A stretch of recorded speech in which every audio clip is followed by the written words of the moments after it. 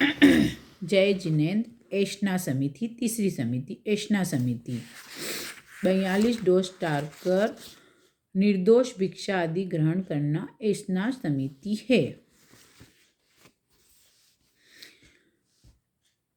ऐशना समिति 3 प्रकार की होती हैं, जैसे गवेषणा, गववेषणा, ग्रहणेषणा, परिभोगेषणा। गवेषणा आहार आदि ग्रहण करने से पहले शुद्धि और अशुद्धि को देखना गवेषणा है। ग्रहणेषणा आहार आदि को ग्रहण करते समय शुद्धि अशुद्धि की सावधानी रखना ग्रहणेषणा। परिभोगेषणा आहार आदि भोगते समय शुद्धि और अशुद्धि का ध्यान रखना परिभोगेषणा है।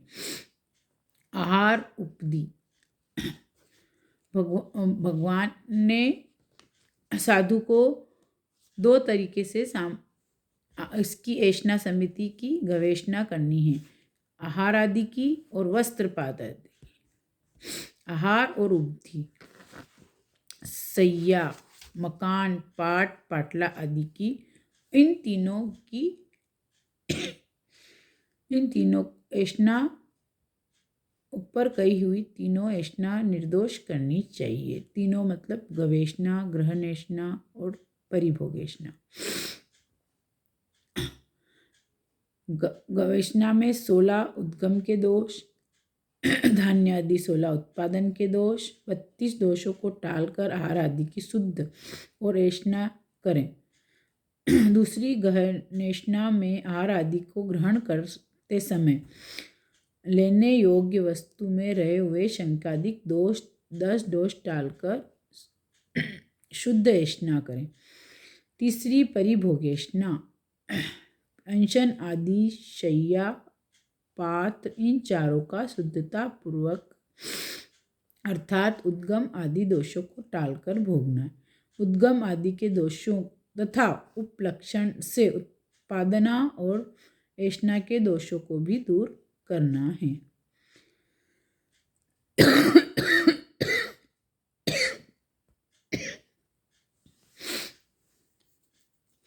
संयोजना, प्रमाण, अंगार, धूम और कारण, इन दोषों को दूर करना है।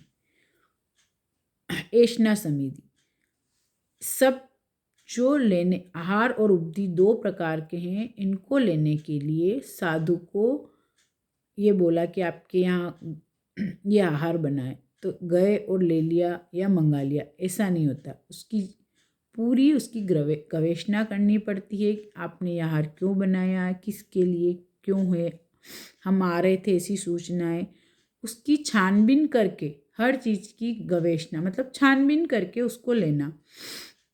क्योंकि साधु के 6 काय जीवों की हिंसा का दोष लगेगा, तो उससे बचने के लिए इस पूरे का वर्णन है। इसमें यही बार बार समझाया जा रहा है कि 16 दोष इसके, 16 उद्गम के, उत्पादना के, ऐशना के 10, इसको टालकर आहार पानी कोई भी चीज़ की गवेषणा करके उसको लेना है।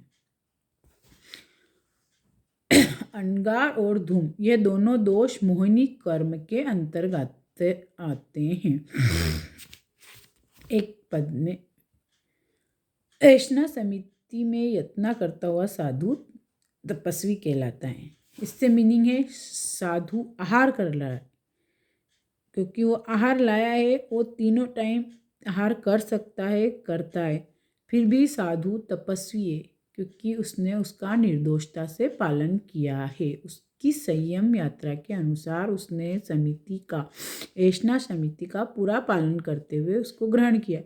साधु आहार करते हुए भी तपस्वी साधु है। इसके 4 भेद हैं: द्रव्य, क्षेत्र, काल, भाव।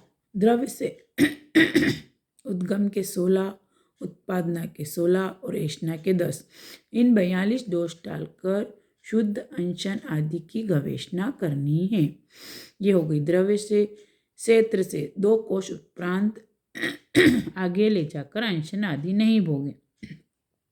आज के समय में 7 किलोमीटर, 2 कोश को 7 किलोमीटर के अगर साधु यहाँ से चले हैं और 7 किलोमीटर तक उनके पास आहार और पानी है, उसका उपभोग वह कर सकते हैं 7 किलोमीटर के। उससे आगे साधु उस आहार और पानी को नहीं ले जा सकता है। साधु जब विहार करते हैं कहीं 30 किलोमीटर 15 किलोमीटर, लेकिन उनके साथ जो आहार पानी है वो उतने ही दूर ले जा सकते हैं। 7 किलोमीटर के बाद उसको वो पानी भी नहीं रख सकते, आहार भी नहीं रख सकते।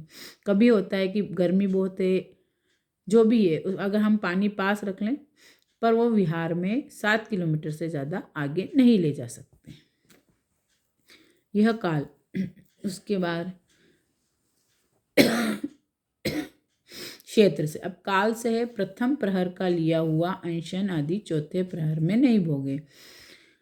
दिन में 8 दिन रात के 8 प्रहर और दिन के 4 में से जो पहले प्रहर में लाता है उसको तीसरे प्रहर तक वापर सकते हैं साधु से पानी और आहार। और जो सेकंड प्रहर में लाएगा उसको चौथे प्रहर तक, चौथे प्रहर बाद तो उसका पानी और आहार का बिल्कुल विसर्जन करना ही रहेगा। उनके पास रात में पानी नहीं रहता है, आहार पानी नहीं रहता है। ये काल से हमें समझना है।